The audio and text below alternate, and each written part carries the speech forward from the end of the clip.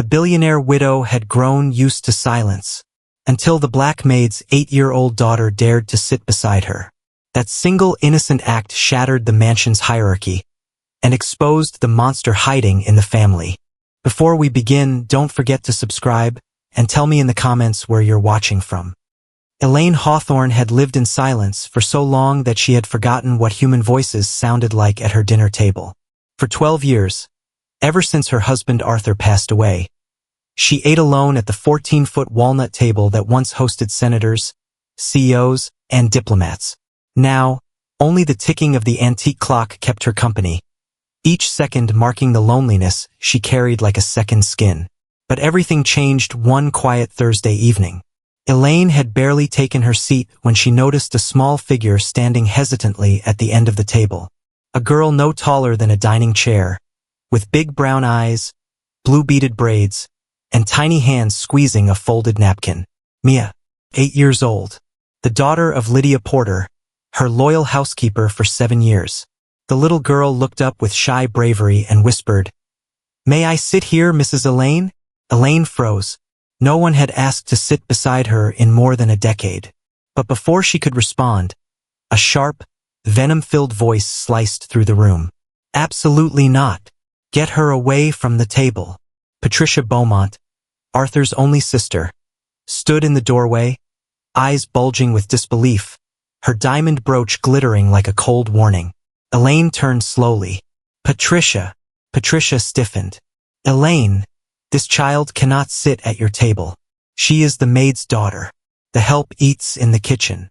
Mia flinched at the word help, her little fingers trembling around the napkin. Lydia rushed in from the kitchen, apron dusted with flour, panic in her eyes. "I'm so sorry, Mrs. Hawthorne." "Mia, come here." But before Mia could move, Elaine lifted her hand gently. "Lydia, stop." Her voice was soft but carried the weight of authority. Patricia blinked. "Elaine, what are you doing?" Elaine turned to Mia, laying a steady, wrinkled hand on her trembling shoulder. "Mia, you may sit wherever you like, including beside me." Silence filled the room. Patricia's jaw opened and closed in furious disbelief. "Elaine, you are destroying everything Arthur built. What will the trustees say? The neighbors? A staff child at the main table. What a humiliation." Elaine calmly sipped her water. "This is my house, my table, my decision." Patricia turned red with outrage. "You're losing judgment. You're letting emotions confuse you. This girl does not belong here." Elaine's eyes hardened. Arthur used to say the only people who don't belong in this house are those who can't tell kindness from class. Mia managed a tiny smile as she placed the napkin on her lap. But what should have been a tender moment became the spark that ignited the war Patricia Beaumont had been waiting for. 3 days later, while Elaine trimmed orchids in the conservatory, she heard sharp heels striking the marble floor. Patricia marched in with a leather briefcase and a man trailing behind. Edward Crane, Arthur's former corporate attorney, now Patricia's puppet. Lydia was dusting nearby while Mia colored at a small table. Both froze when they saw Patricia. Patricia swept into the room like she owned it. "Elaine, we need to talk." Elaine barely glanced up. "I doubt it." Edward stepped forward with a rehearsed politeness. "Mrs. Hawthorne, good afternoon." Elaine responded, "I didn't invite you." He ignored it and opened a folder. "We've reviewed the Hawthorne Trust. Allowing employees' children free access to the main living quarters may compromise certain clauses. If any trustee believes you're failing to uphold Arthur's standards, your control of the estate could be challenged." Patricia smirked, satisfied. Lydia gasped. Elaine simply sighed. "So Patricia wants me removed from my own estate?" Patricia didn't deny it. "I'm protecting Arthur's legacy. These people are manipulating you." Mia dropped her crayon, terrified. Lydia shielded her daughter. Elaine stood, posture stiffening with quiet power. "You're accusing an 8-year-old child of manipulation?" Patricia shrugged. "Children are clever. The mother even more so." Then Edward placed a document on the table. "If you do not restore traditional boundaries, Patricia will petition to assess your mental competence." Patricia crossed her legs elegantly. It's for your own good. Elaine exhaled and looked at Mia, frightened. Lydia, humiliated. Patricia, calculating. Edward, spineless. After a long silence, Elaine whispered, Patricia, you have made a very grave mistake. Patricia scoffed. Just sign the agreement. Fire the maid and her child. Elaine walked to the drawer, pulled out a sealed envelope, and tossed it on the table. A letter from Arthur. 2 months before he died. He warned me that you would try to exploit me, and told me to prepare. Patricia's face drained. Elaine pulled out a small recording device. Edward froze. Patricia stiffened. Elaine pressed play. Patricia's voice filled the room. She's old. She's alone. We can push her out easily. Once she's declared incompetent, the estate is ours. Patricia lunged, but Elaine snatched the recorder away. You should hear the part where you discuss bribing a doctor. Edward nearly collapsed. Lydia covered her mouth. Mia stared in disbelief. Elaine stepped closer, lowering her voice. I am not the fragile widow you think I am. I built companies beside Arthur. I do not break. Patricia stumbled backward. Elaine called Lydia to bring the red folder. Patricia trembled. When Lydia returned, Elaine laid out documents on the table. Bank receipts, emails, investment statements, and a photo of Patricia secretly meeting a psychiatrist with a cash envelope. Patricia choked on her breath. Elaine, please, think of the family name. I am, Elaine replied. And that's why you're finished. Edward tried to retreat. Elaine cut him off. Edward Crane, I am filing bar complaints for coercion and conspiracy. And copies of the recordings are already with the trustees and the district attorney. Patricia gasped in horror just as faint sirens grew louder outside. Elaine, what have you done? Elaine sat down with calm finality. You declared war when you tried to tear down an innocent child. I am simply ending it. Mia crawled into Elaine's lap, Lydia standing behind them with tears in her eyes. Elaine held the child close.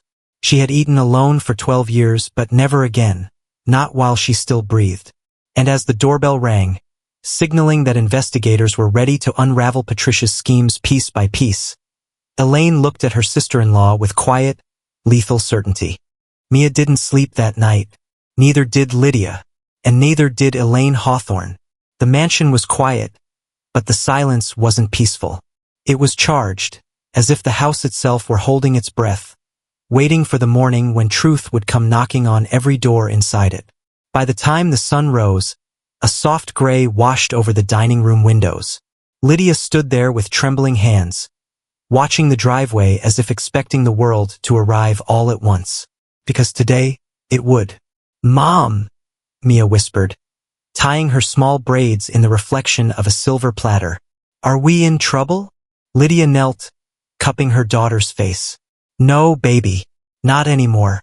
Today, somebody else is in trouble. Mia nodded. She understood more than any 8-year-old should. Behind them, Mrs. Hawthorne descended the staircase, leaning lightly on her cane but carrying a calm fire Lydia hadn't seen before, not even yesterday. This was a woman who had decided something final. Ladies, she said softly, it's time. Patricia didn't knock. She stormed into the mansion as if she owned it. Chin up, heels stabbing the floor, perfume announcing her ego before her voice did. There you are, she spat at Elaine. We need to move. Immediately. I have inspectors coming, appraisers scheduled, and I want everything locked down before my husband's relatives crawl out of whatever hole they hide in when there's money involved. Elaine faced her with a stillness that made Lydia tense. I won't be moving today, she said quietly. Patricia blinked, then laughed short, sharp, condescending. What do you mean you're not moving? Everything has been arranged. I gave explicit orders. You don't give orders here, Elaine interrupted, voice steady as steel. Not anymore. Patricia's jaw twitched. Elaine, be reasonable. This house is a business asset. I am legally responsible. No, Elaine stepped closer. You are legally accountable. And there's a difference. That was the exact moment Patricia realized something had shifted. Something deep, irreversible.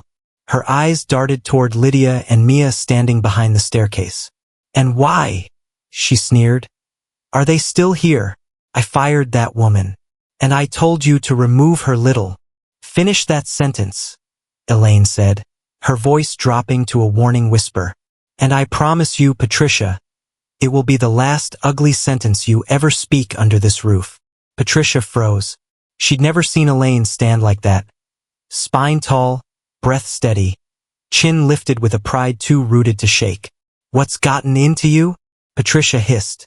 "Arthur is gone. You're alone. You need me." "No," Elaine replied.